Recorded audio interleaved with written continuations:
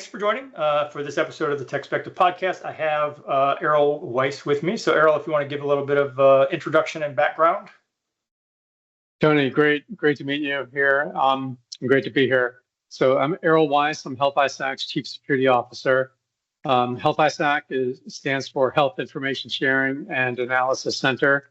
It's been around since 2010, and so we're celebrating our 15th year this year.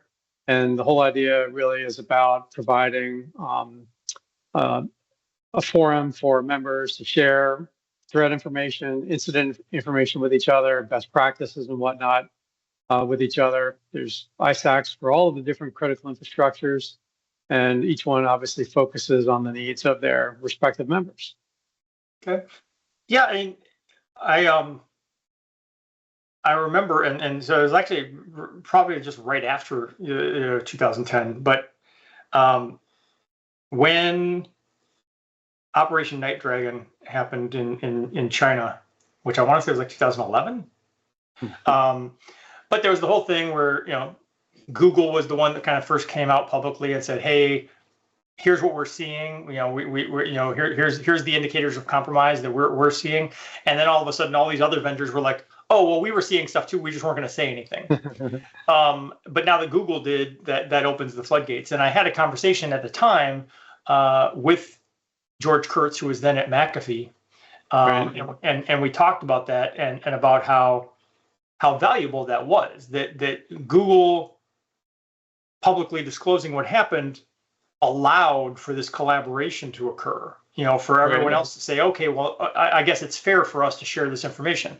And I remember thinking at the time that, yeah, that makes tremendous sense. Like, more organizations should do that on a regular basis because, the analogy I've used over the years is a jigsaw puzzle. And I say, well, if you're this company over here, you're looking at your log data, you're looking at your firewall, you're looking at your endpoint protection, you've got 5 or 6 pieces of a jigsaw puzzle. But this company over here, they've got 5 or 6 different pieces. And then these guys over here have 5 or 6 different pieces. And the thing is, none of you know what the puzzle is supposed to be unless you all get together and put all your pieces in a pile and then put them together and go, "Okay, now I can see what the big picture is." And that's the value I see in an ISAC. And and I think it has value on a more general basis, but I do understand the logic behind the industry-specific sharing, because the threats that both the regulatory framework and the types of data that you're trying to protect and the threat landscape for healthcare is different than for financial services, is different than for manufacturing. And so it does make sense for the healthcare industry to share and say, "Hey, here's the threats we're seeing. Here's the best practices we're using. This is what's working for us," and that kind of stuff. So, I spent 13 years in the banking and finance sector between places like Citibank and Bank of America. Citibank, I created and then ran their cyber threat intelligence capability. And I was very active with the financial services ISAC at the time. And yeah, to your point, it was very different. The focus of things that we were concerned about, worried about, lots of malware that was impacting end users, account takeovers, things of that sort. People were being, accounts were being broken into, money being emptied from those accounts. So again, very different priority in terms of what we're dealing with here in the health sector. There are plenty of similarities, but there's also lots of differences, and that's where I think like a sector-focused ISAC really comes into play and provides additional value. And I'll just give you one example. Like this whole world of medical devices, for example, it's big, complex. There are a lot of issues. There's lots of legacy medical technology out there that has its own set of security issues. So yeah, the focus challenges are very different than what I was dealing with in financial services. Okay. So one of the things that that I wanted to have you on and kind of talk about is the public sector, private sector collaboration. And on the one hand, I would say that in the last 15 years, that those lines have blurred some. I mean, to where, I think, once upon a time, it was a much easier delineation to say, well, the federal government's going to be over here. They're going to do their thing. And the private sector is on, you guys go protect your own stuff. And, but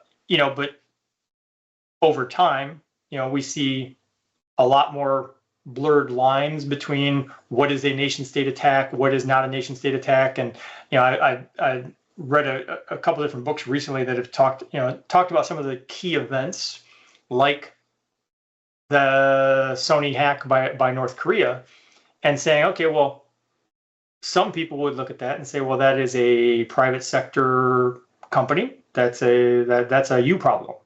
But other people would say, okay, but this was a nation state adversary. If North Korea dropped paratroopers into the Sony parking lot and they broke into the building and stole this data, we would consider that an act of war. So the fact that they were able to do it digitally shouldn't fundamentally change that. Right. So that, so those lines blurred, and there is much more of a need for this collaboration, because also, I mean, I've even said for my father, like just average people just using the internet who think, oh, well, I don't need to be worried about that. I have nothing worth stealing. And it's like, that's not how it works. Right. Like you're all targets. Yeah. I mean, there's so much there. So, even like with the Sony attack that time, I remember that one really well. My CISO at the time warned me that this was going to escalate 6 months before it even happened. So he called it, a long time before it even became an issue.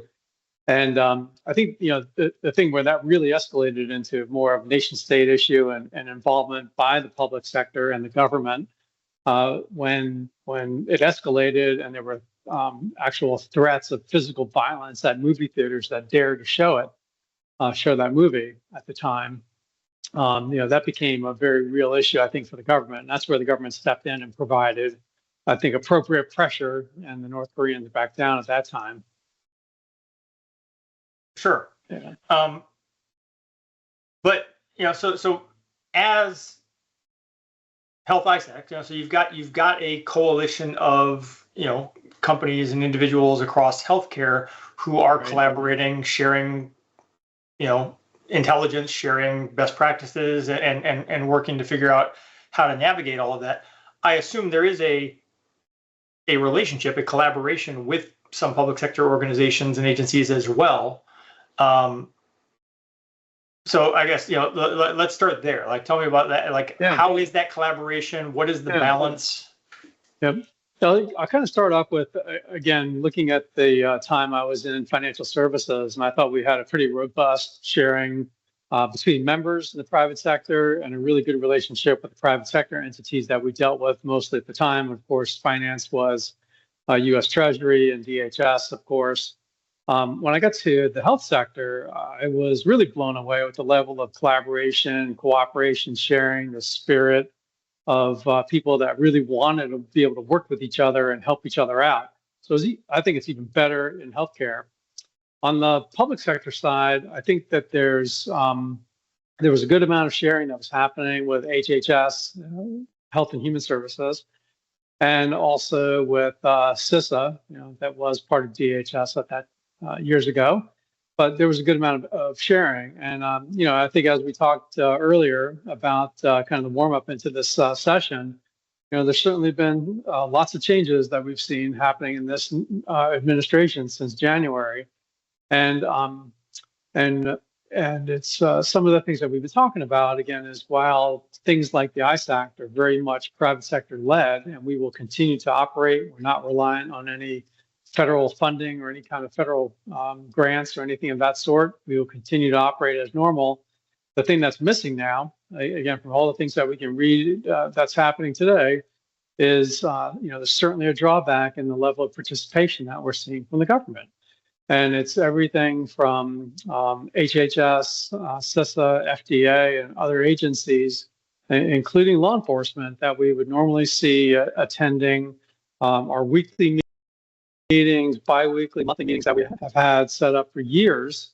That cadence has severely been interrupted with what happened in this administration. And these, the folks that we've been collaborating with since I've been around and in this position for 6 years, they're just not there.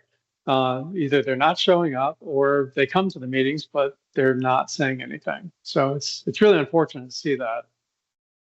Well, so I mean, anyone who watches the podcast, it's no secret that I am left of center and not a fan of this administration.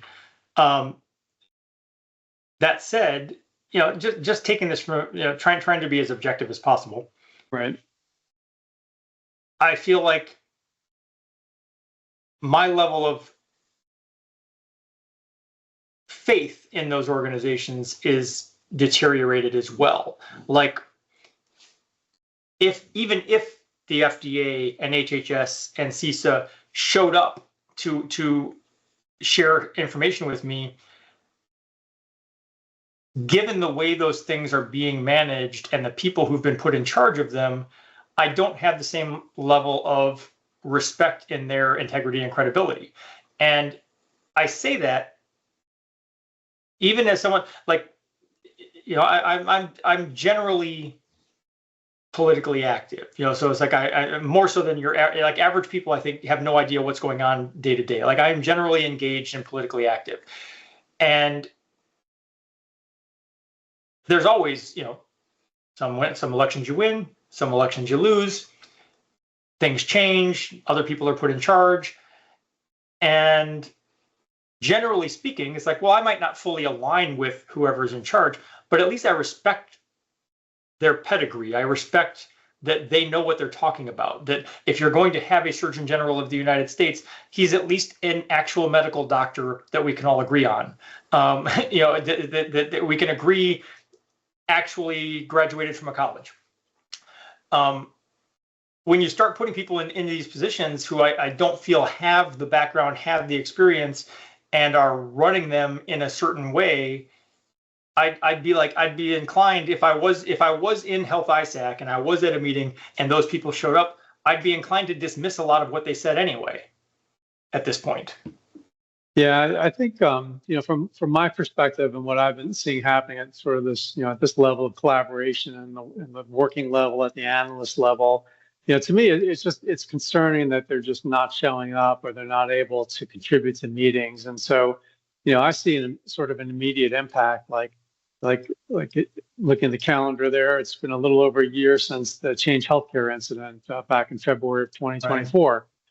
Right. And if some incident like that were to happen again, there were definitely things where we were relying on the government to take some action. Just picking on one example from that incident, there were hundreds of healthcare organizations across the U.S. that suddenly found themselves unable to file insurance claims, and now they had a cash flow problem, and there were severe impacts to operations where they could essentially have to fold the doors because they couldn't afford to stay open because of the lack of cash.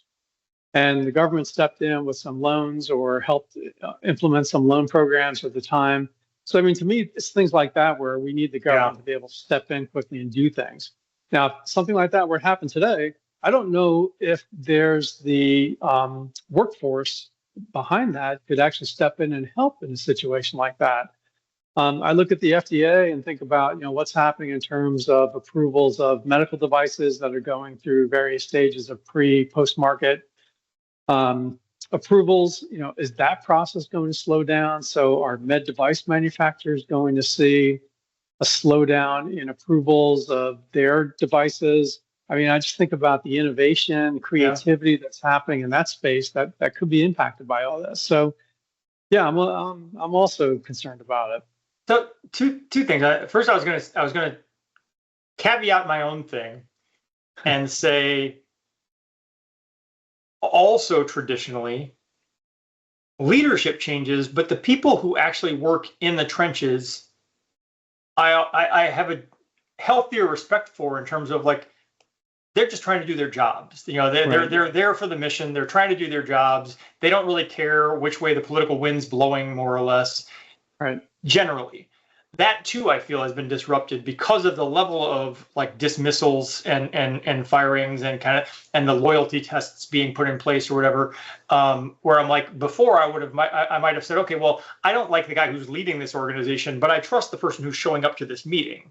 And I've had that conversation over the years with, not just with Trump and this administration, but regarding international science and stuff, like as the winds change on climate science and different things, it's like, okay, well, the government might go this way, the government might go that way, but at the level of the actual scientists, they're all just focused on the mission, and they're still trying to get the job done. So that would be one thing. The other thing I was going to say that ties into what you were saying about FDA approvals on stuff is NIH funding. Like so much of pharmaceutical research is backed by the U.S. government, or was backed by the U.S. government, and a lot of that stuff is kind of in a state of limbo now. That said, I can also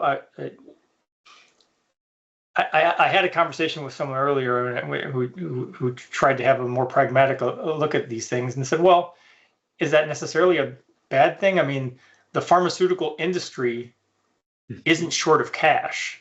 Do we really need the NIH to fund the pharmaceutical research? Like let them pay for it themselves. And I'm like, actually, now that you say it, that actually does sound kind of fair. Or the converse being, if the NIH is funding pharmaceutical research and then you have a breakthrough and you find a new drug, you should have to bring that to the market for very little money. Like I already paid for this with my tax dollars. Like you can't charge me $1,000 a dose for a thing that I paid to invent. Mm-hmm.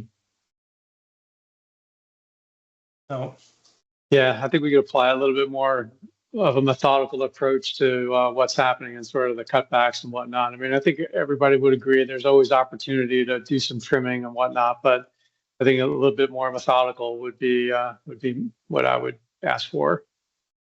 Right. That seems, because depending on the day you ask me, some days I would say none of this makes sense. This is all insane. Other days I would say, well, it's part of shifting from one party to the next. I mean, it's part of an incoming administration. Incoming administrations, put new people in place, and so be it. And you have to figure out how to navigate that. But pulling it back, what does that end up meaning for you and for your organization? Like if these people who traditionally show up at your meetings and share information and you get input from CISA and stuff, and that's lacking now, what does Health-ISAC as an organization do to kind of fill that void and move forward? Yeah, and that's why I've been like really vocal about the cavalry's not coming to save you, and the private sector needs to take more of a proactive role in protecting their own networks. And literally, it's been that way for years. And I mean, I've got to tell you, I mean, I was really motivated.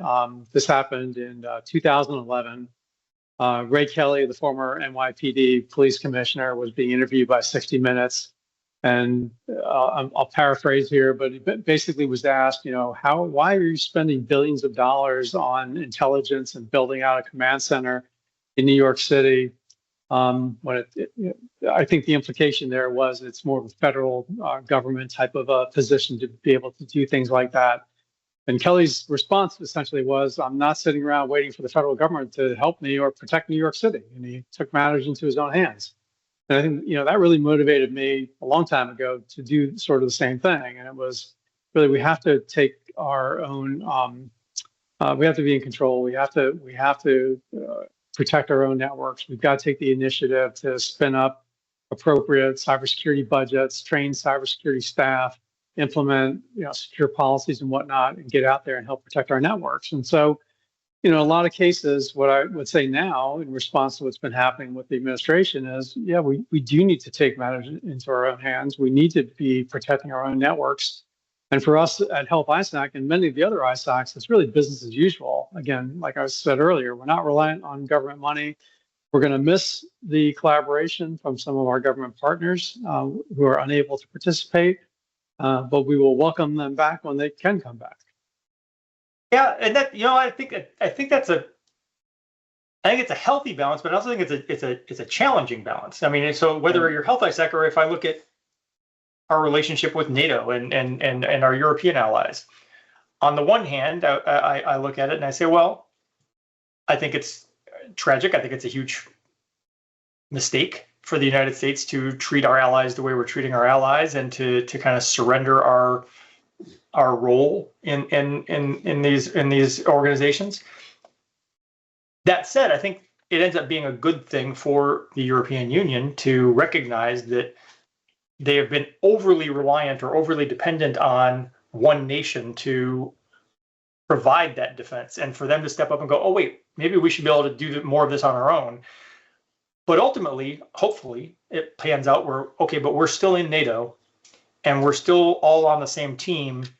And so to bring it back to you in Health-ISAC, it's like, well, yes, it would be nice if the various companies in Health-ISAC had okay, I'm not relying on your funding, I'm not relying on I'm going to figure out how to defend myself. But you still want the collaboration, and you still, so it's like finding that balance between, well, yes, I want to be able to defend myself if I have to, but really this is a team sport.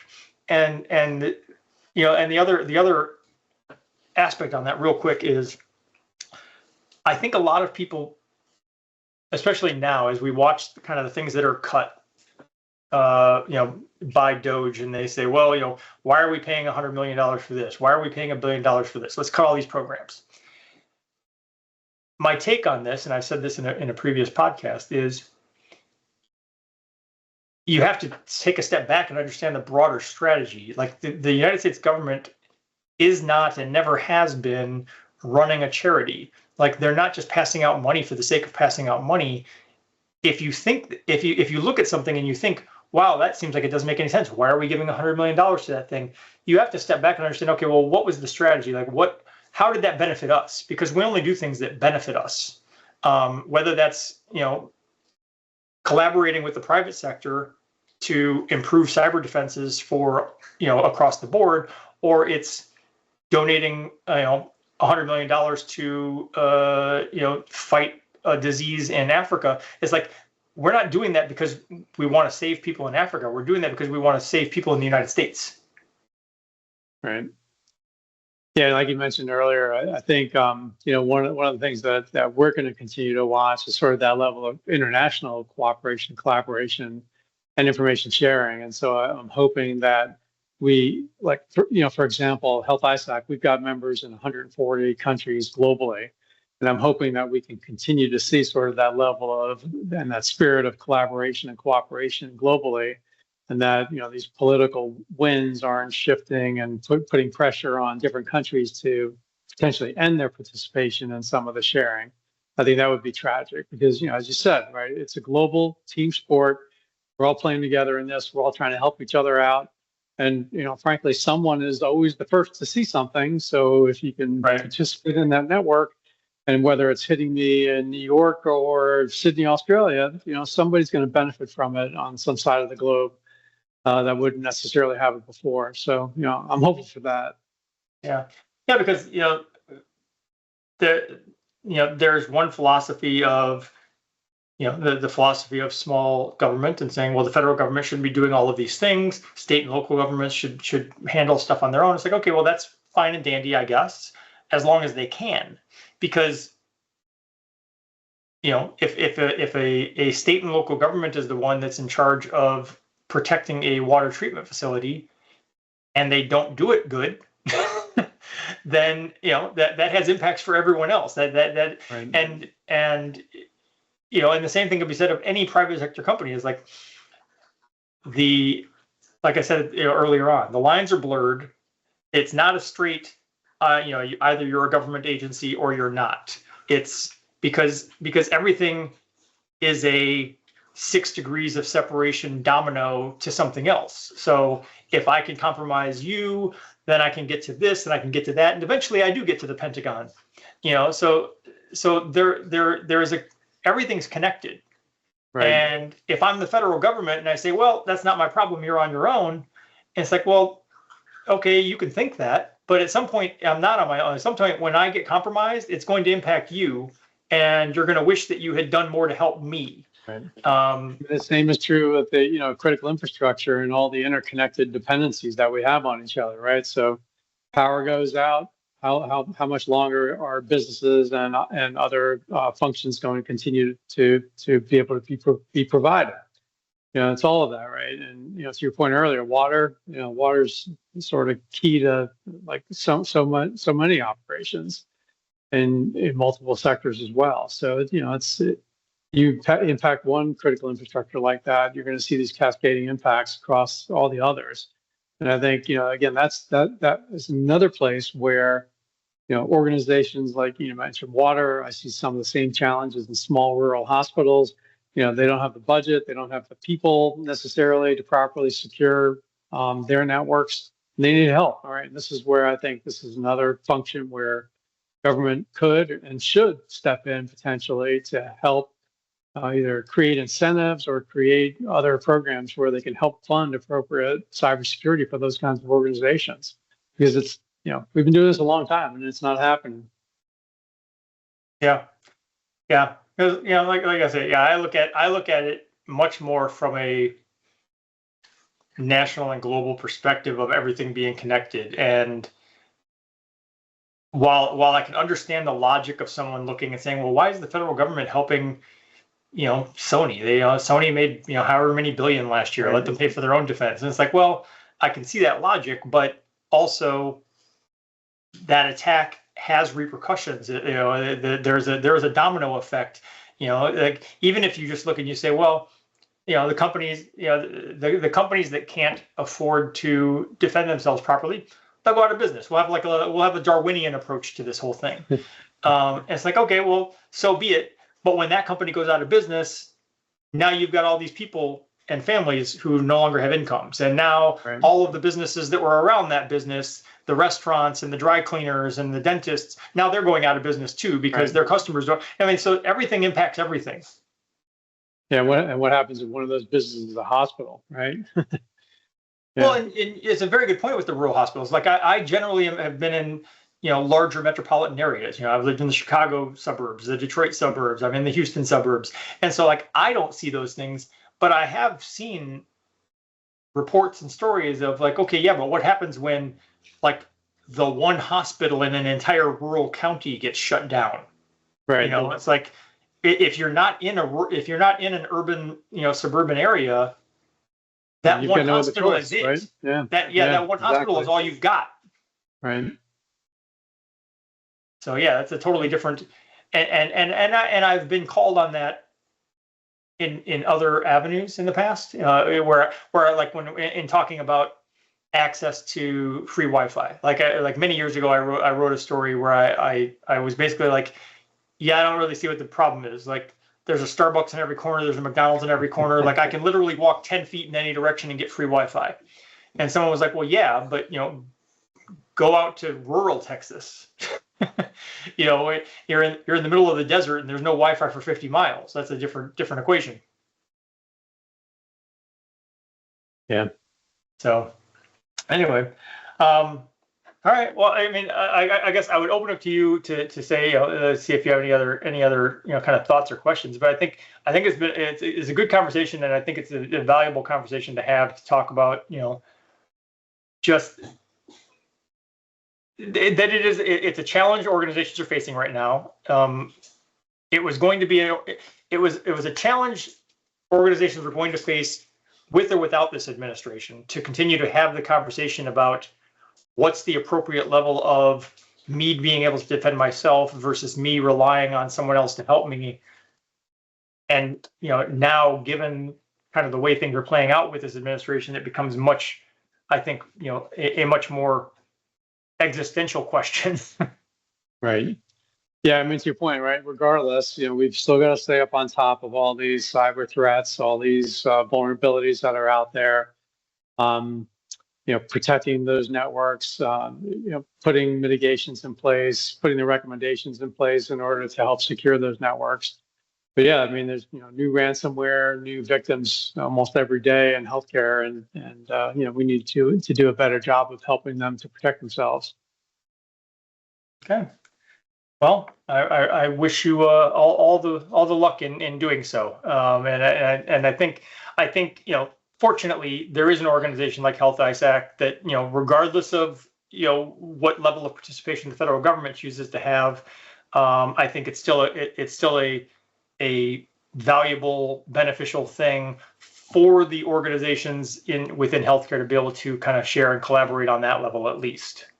Yeah, I mean, you provided a great analogy earlier with the sort of the puzzle pieces, and I just, I think about, sort of the value of info sharing and participating and taking an active role in these communities.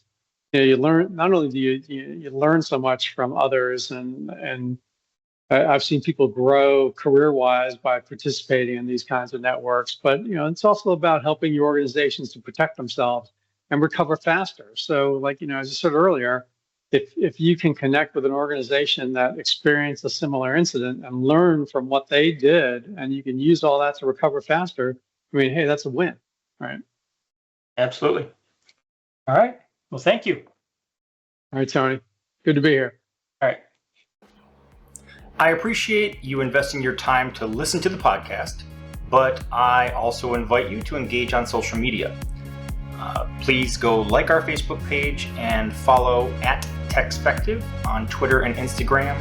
You can feel free to let me know what you like, let me know what you don't like, let me know if you love it, let me know if it sucks, and let me know what products you'd like to see reviewed or what questions you'd like to see answered in future posts.